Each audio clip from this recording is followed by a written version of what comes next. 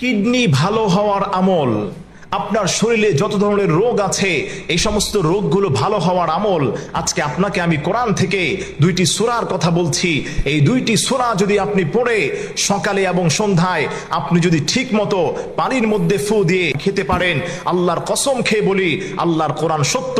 ওয়ানুনাজ্জিলু মিনাল কুরআনি মা হুয়া শিফাউ ওয়া রাহমাতুল লিল মুমিনিন। কারণ আল্লাহ তাআলা বলে দিয়েছেন এই কোরআনটাকে আমি মুমিনদের জন্য শিফা এবং রহমত হিসেবে নাজিল করেছি। প্রতিদিন চেষ্টা করবেন সূরা ফাতিহা একবার পড়বেন, সূরা ইখলাস আপনি 3 বার পাঠ করবেন, অর্থাৎ সূরা ফাতিহা একবার এবং সূরা ইখলাস 3 বার পাঠ করে। তবে এর পূর্বে যে কোনো দুরূদ শরীফ, আপনি দুরুদে ইব্রাহিম হোক অথবা যেই দুরূদ শরীফ আপনার কাছে সহজ হয় সেই দুরূদটা আপনি পড়ে পানির মধ্যে আপনি দহন করবেন। এভাবে যদি আপনি ইনশাআল্লাহ তাআলা 1 সপ্তাহ খেতে পারেন, আল্লাহর কসম খেয়ে বলি আপনার যেই লিভারের সমস্যা, আপনার কিডনিতে সমস্যা, আল্লাহ তাআলা সমস্ত সমস্যা থেকে আপনাকে হেফাজত করবেন।